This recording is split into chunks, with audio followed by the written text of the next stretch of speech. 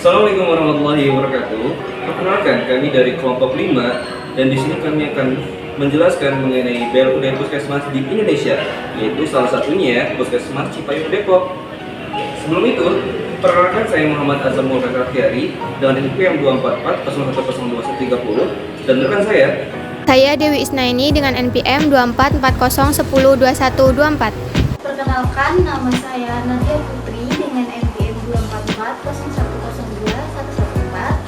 Ya, saya Mirza Adani Suaraji Saputra dengan NPM 24601102085. Nama saya Arya Wahyunanto dengan NPM 2460102119.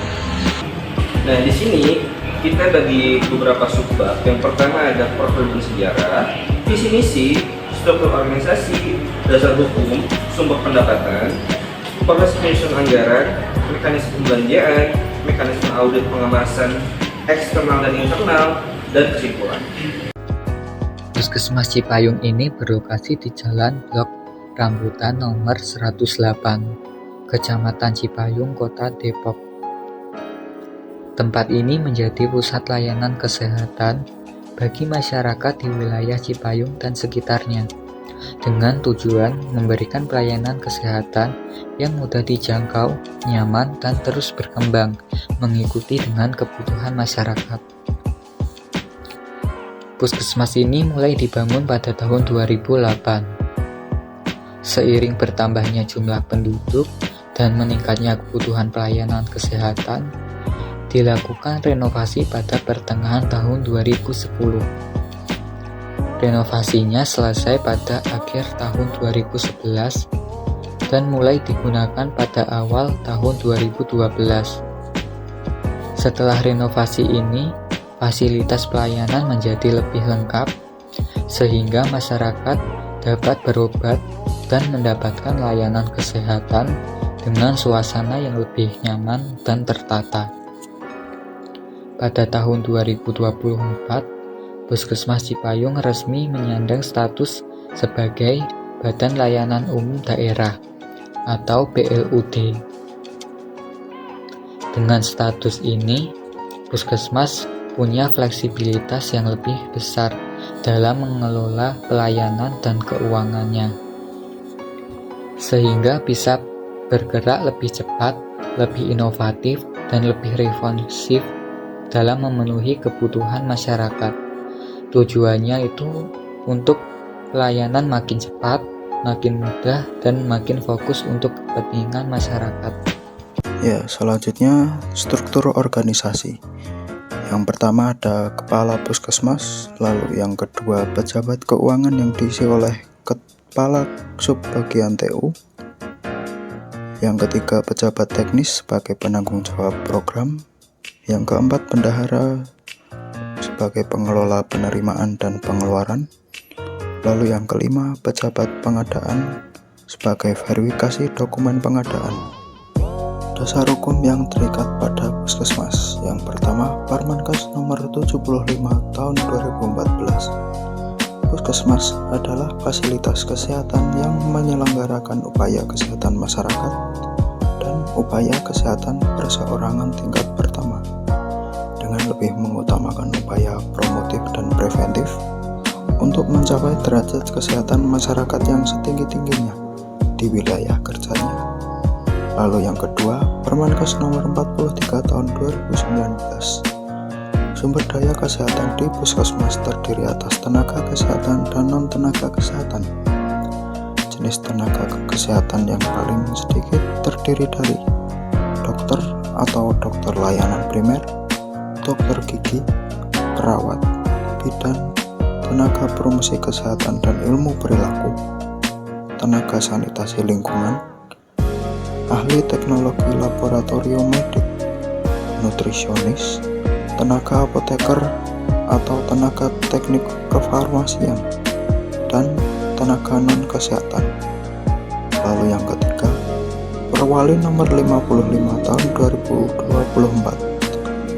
Rencana strategis Badan Layanan Umum Daerah pada unit pelaksana teknis Dinas Pusat Kesehatan Masyarakat di lingkungan pemerintah Kota Depok. Lalu Puskesmas Cipayung ini mendapatkan sumber Pendapatannya melalui APBD atau dari pemerintah daerah, BLUD, dan Jamkes atau BPJS Kesehatan. Dan proses penyusunan anggaran yang dilakukan di Puskesmas Cipayung ini dengan menyusun restra yang dilakukan oleh pejabat keuangan, bendahara, akuntan, admin kas, dan pejabat teknis. Kemudian untuk menyusun anggaran tersebut harus melalui alur penyusunan di mana restra dievaluasi oleh PEP Dinas Kesehatan atau perencanaan, evaluasi, dan pelaporan. Lalu disetujui oleh Kepala Puskesmas dari Dinas Kesehatan dan Dinas dirapatkan dengan Bepda dan Dewan. Kemudian setelah itu diserahkan ke Wali Kota dan akan keluar RKA atau DPA. Nah, selanjutnya di sini saya akan menjelaskan mengenai penyusunan RBA serta mekanisme belanja pegawai dan belanja barang, jasa serta modal di Puskesmas Cipayung. Pertama, kita masuk ke penyusunan RBA atau rencana bisnis dan anggaran. RBA ini disusun dengan mengacu pada konsep 3P, yaitu perencanaan, pelaksanaan, dan pelaporan. Proses penyusunannya juga melibatkan Musrenbang sebagai wadah aspirasi kebutuhan masyarakat. Setelah RBA disusun, dokumennya akan dievaluasi oleh Dinas Kesehatan dan Bapeda. Nah, jika ada arahan atau revisi, maka akan dilakukan penyesuaian. Baru setelah final atau sudah oke semua, seluruh data tersebut diinput ke dalam aplikasi SCPD Kemendagri, sampai akhirnya keluar dokumen RKA sebagai dasar pelaksanaan anggaran. Selanjutnya adalah belanja pegawai. Untuk proses belanja pegawai, alur pengajuannya dimulai dari bendahara pengeluaran, lalu diteruskan ke pejabat keuangan, dan kemudian disahkan oleh KPA, yaitu Kepala Puskesmas. Berikutnya adalah belanja barang, jasa, dan belanja modal. Pertama, pejabat teknis mengusulkan kebutuhan barang atau jasa sesuai programnya. Lalu, usulan tersebut kemudian diajukan kepada KPA. Nah, apabila disetujui, maka prosesnya akan dieksekusi oleh pejabat pengadaan. Lalu pembelian dilakukan melalui e-katalog atau e-purchasing, dan seluruh dokumen akan diverifikasi oleh pejabat pengadaan. Setelah barang atau jasa diterima dan dokumennya sudah lengkap, barulah dilakukan pembayaran oleh pejabat pengeluaran. Nah, dengan mekanisme tersebut, seluruh belanja di Puskesmas dapat berjalan lebih tertib, akuntabel, dan sesuai prosedur. Selanjutnya ada audit pengawasan. Audit pengawasan ada dua, yaitu audit internal dan audit eksternal. Pada audit internal, bendahara adat melakukan rekap seluruh pembelanjaan yang bersumber dari APBD dan BLUD. Hasil rekap dilaporkan secara berkala ke SIPDRI sebagai bentuk transparansi. Pada audit eksternal, Dinas Kesehatan melalui bidang PEP melakukan monitoring dan evaluasi keuangan setiap bulan untuk memastikan kesesuaian antara laporan dan realisasi. Pengawasan berlapis ini menjadi jaminan bahwa dana publik digunakan secara tepat dan bertanggung jawab. Kesimpulannya, Puskesmas Cipayung Depok telah bertransformasi menjadi institusi kesehatan yang berdaya dan berorientasi masa depan pasca menjadi Badan Layanan Umum Daerah atau BLUD pada tahun 2024. Dengan berlandaskan pada 3 pilar akuntabilitas. Akuntabilitas keuangan dijalankan melalui pengelolaan dana yang transparan dengan sumber pendapatan beragam seperti APBD, BLUD, dan BPJS serta anggaran partisipatif dan pengawasan berlapis.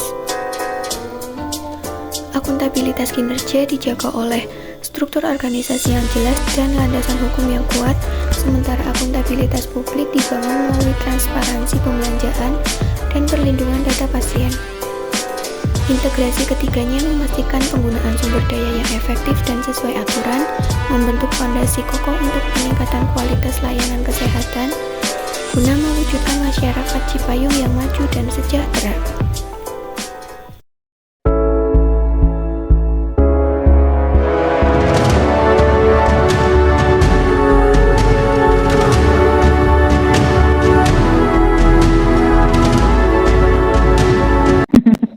Ya, Bapak Ibu, Pak sudah datang hadir